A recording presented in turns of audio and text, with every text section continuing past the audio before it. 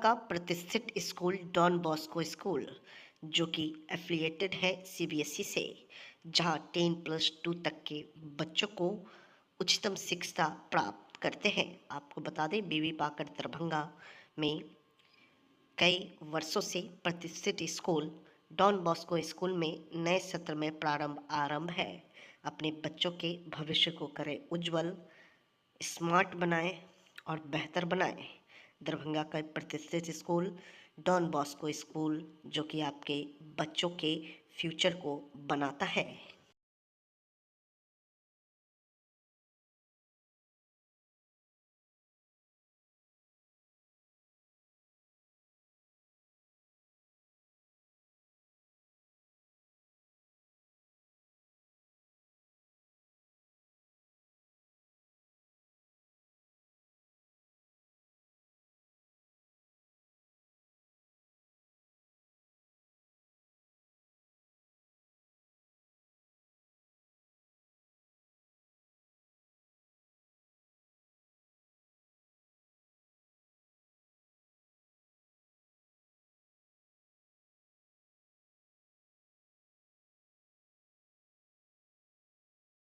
अब दरभंगा शहर में सुजुकी गाड़ी लेना हुआ आसान, शानदार माइलेज के साथ कम कीमत में आने वाली बाइक से लेकर स्कूटी के लिए मशहूर कंपनी सुजुकी एजेंसी का हुआ छोटा एक मिस नगर में ओपनिंग। जी हाँ, जापान की मशहूर कंपनी सुजुकी अब दरभंगा के लोगों के लिए किफायती दर पर बेहतरीन गाड़ी उपलब्ध करवा रही है, जहां आप भी अब बेहतरीन माइलेज के साथ नया टेक्नोलॉजी वाला बाइक और स्कूटी ले सकते हैं। खासकर कम तेल में ज्यादा माइलेज देने वाली प्रसिद्ध गाड़ी एजेंसी के ओपनिंग के शुभ अवसर पर अभी कंपनी के द्वारा विशेष ऑफर के तहत आप कम कीमत में पा सकते हैं। पता की बात करो तो Tej Shri Suzuki two wheeler showroom, छोटी एक मिस्सैद नगर। सुजुकी का भी अपना स्लोगन है और हम एज ए डीलर भी कमिट करते हैं लोगों से कि Suzuki sales, service and spare सबों में अव्वल है, रहेगा और किसी भी तरह की असुविधा कस्टमर को नहीं होगी। कस्टमर सेटिस्फैक्शन हमारा मोटो है, एज ए डीलर कमिट कर रहे हैं। और ये सुजुकी का तो अपना ब्रांड है जो विश्व में एक विश्वसनीय नाम है, जो किसी से को बताने की जरूरत नहीं कि सुजुकी क्या है। सांख्यिकी एवं कार्यक्रम कार्यान्वयन मंत्रालय भारत सरकार के अंतर्गत राष्ट्रीय सांख्यिकी कार्यालय की स्थापना के 75वें वर्ष के उपलक्ष्य में मंत्रालय द्वारा सन 2025 ने वर्ष पर्यंत 75वीं वर्षगांठ समारोह मनाया जा रहा है। ये राष्ट्रव्यापी कार्यक्रम साक्ष्य आधारित नीति निर्माण में एनएसएस के आंकड़ों की भूमिका उजागर करने, राष्ट्र निर्माण में आंकड़ों के मूल्य के बारे में आम जनता के बीच जागरूकता बढ़ाने एवं हितधारकों और आंकड़े उपयोगकर्ताओं आदि को शामिल करने के लिए एक महत्वपूर्ण कदम होगा। इसी क्रम में श्री अमित वर्मा, निर्देशक क्षेत्रीय कार्यालय मुजफ्फरपुर की अध्यक्षता में अब क्षेत्रीय कार्यालय दरभंगा में आज प्रदर्शनी कार्यक्रम का आयोजन किया गया।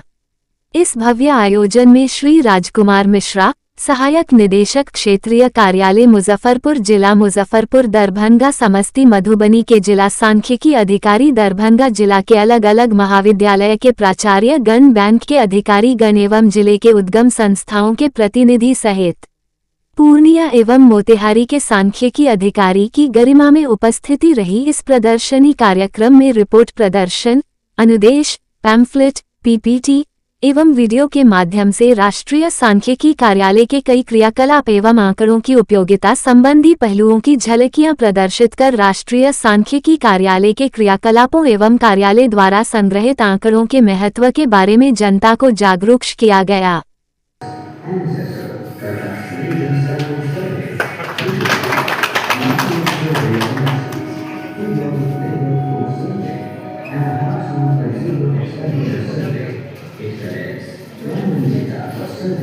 These 175 field officers located across the country.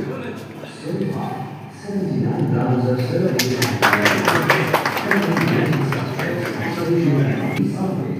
and digital cameras data from observation reflecting the diverse and dynamic nature of new surveys have been started to fulfill the identified data gaps. Using them and the result of unincorporated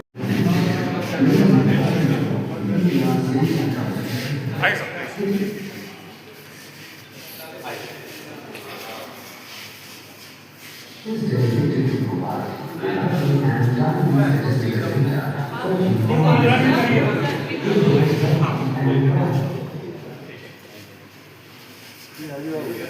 जैसे statistics day वगैरह मनाते हैं और तमाम तरह की चीज़ें हैं, लेकिन जिसको कहते हैं ना कि एक्सेसिव मॉडेस्टी थोड़ा सा डेंजरस थिंग होती है। तो एनएसएस बहुत लंबे टाइम से काम कर रहा है, लेकिन ऑफ लेट क्या हुआ है कि एक मैनेज अप्रोच हमने किया है स्टेक होल्डर इंगेजमेंट में। जैसे आप कहेंगे कि यूजर्स जो रिसर्चर्स हैं वही हमारे एंड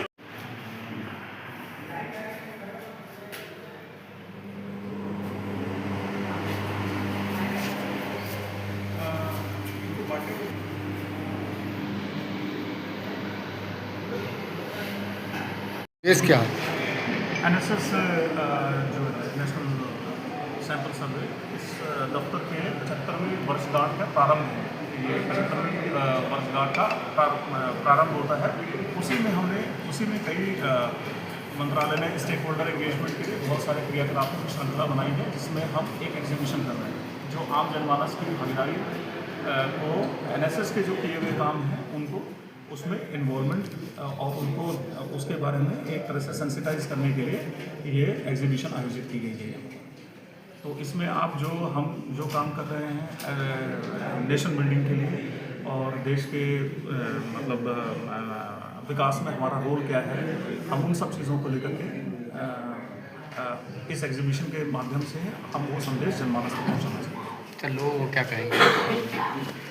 मैं लोगों से यही कहूँगा कि आप लोग सरकार के काम में पूरी तरह से सहयोग दें और जितने भी हाउस होल्ड सर्वे में एनएसएस के रिप्रेजेंटेटिव आते हैं, जो भी ऑफिशियल स्टैटिस्टिकल सिस्टम में जो भी सर्वेज हो रहे हैं उसमें पूरी तरह से अपनी बढ़ चढ़ करके अपनी भागीदारी बढ़ाएं, जिससे कि आंकड़ों की गुणवत्ता में सुधार हो सके और जिन चीज़ों से ये सब आंकड़े पॉलिसी के फॉर्म में आप तक ही पहुँचते हैं और जैसे जैसे आपका योगदान बढ़ेगा और हमारा ऑफिशियल स्टैटिस्टिकल सिस्टम स्ट्रेंथन होगा, यानी कि सशक्त होगा, वैसे वैसे हम ज़्यादा कंट्रीब्यूट कर पाएंगे। सर अपना परिचय दे दीजिए। मेरा नाम अमित पटवा है, मैं निदेशक हूँ एनएसएस मुजफ्फरपुर में। Thank you.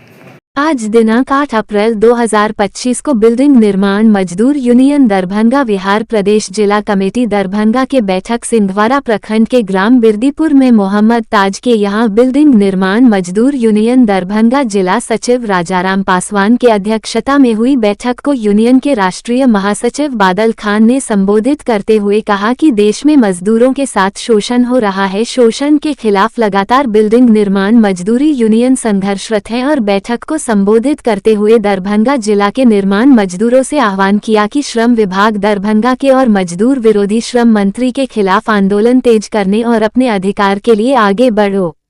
बैठक में जिला सचिव राजाराम पासवान ने कहा कि दरभंगा जिले में मजदूरों के संगठन मजबूत करने और मजदूर यूनियन दरभंगा बिहार में सदस्यता अभियान चलाकर बिल्डिंग निर्माण मजदूरों के जागरूक किया जाएगा और दरभंगा जिला में श्रम विभाग के लेबर इंस्पेक्टर द्वारा मजदूरों को शोषण कर रहा है और मजदूरों को बिना पैसा का कोई काम इंस्पेक्टर नहीं कर रहा है। इसके खिलाफ दरभंगा जिला के निर्माण मजदूर लेबर इंस्पेक्टर के खिलाफ उपश्रमायुक्त दरभंगा प्रमंडल दरभंगा कार्यालय के घेराव मई में करने के लिए निर्णय लिया गया। बैठक को मोहम्मद इम्तियाज, हरेराम पासवान, गनौर पासवान, राजेश दास, एडवोकेट ताज अहमद, मुशून्य मकबूल, योगेश कुमार, संतोष शेरावत हरियाणा के नेता ने संबोधित किया।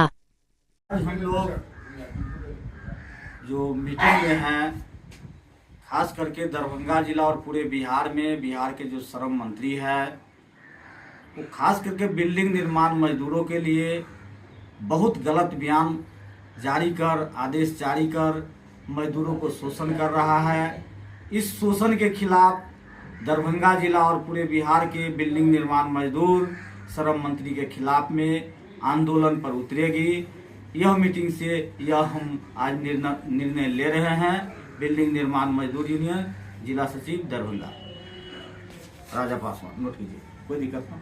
सदर थाना क्षेत्र के छोटाईपट्टी में गरीबों के घर जलाने वाले सामंती पर कार्रवाई की मांग को लेकर प्रतिवाद मार्च गैरपुर चौक से सीपीआई एमएल के नेता सूर्य नारायण शर्मा, खग्रासस के नेता त्रिवेणी प्रसाद यादव, लोकल सचिव नीरस दास, संतोष चौपाल के संयुक्त नेतृत्व में आक्रोशपूर्ण मार्च निकाला गया, जिसमें अत्यंत पिछड़ी समुदाय के अल्पसंख्यक पर सामंती लोगों के जरिए आग लगाकर घर को जलाने, धमकी देने सहित अन्य करतूत के खिलाफ सदर थाना पुलिस के निष्क्रियता के खिलाफ नारा लगा रहे थे। एरिया कमेटी के सदस्य नीरस दास के अध्यक्षता में हुई सभा को संबोधित करते हुए जिला कमेटी के सदस्य कॉमरेड सूर्य नारायण शर्मा ने कहा कि सुशासन की नीतीश मोदी के सरकार में समाज के कमजोर वर्गों पर हमला, अत्याचार तेज गति से हो रहा है। सुशासन की पुलिस अत्याचार करने वाले सामंती को बचाने में लगी हुई है। घटना के एक पखवाड़े बीत जाने पर भी किसी पर कार्रवाई नहीं होना बड़ी शर्म की बात है, जिस कारण गरीब को घर हटाने की धमकी दी जा रही है।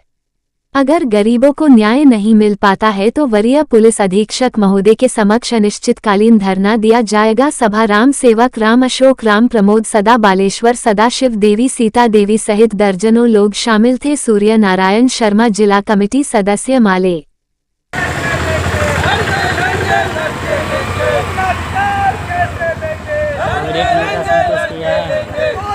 सरकारी है और जमीन हमारी है, पूरा हम ऐसा उतरिए गेला कुछ जा पानी हल्का, और जमीन हमारी है, जिस जमीन पर हम बसे हैं और जमीन हमारी है। इनकलाब जिंदाबाद, जिंदाबाद जिंदाबाद, भाकपा माले जिंदाबाद। जमीन सरकारी है, जमीन हमारी है, जिस जमीन पर हम बसे हैं वो जमीन हमारी है। एक हो, एक हो, एक हो, गरीब एक हो, एक हो। दास के घर में आग लगाने वाले को क्या दबाई? दास के घर में आग लगाने वाले पर क्या? जयनगर, अनियंत्रित पिकअप ने 4 को रौंदा, 2 की मौत, 1 गंभीर। मधुबनी जिले के जयनगर थाना अंतर्गत कोरहिया गांव में सोमवार की रात एक अनियंत्रित पिकअप वाहन ने 4 लोगों को रौंद दिया। हादसे में 2 युवकों की मौके पर ही मौत हो गई, जबकि 2 अन्य घायल हो गए हैं।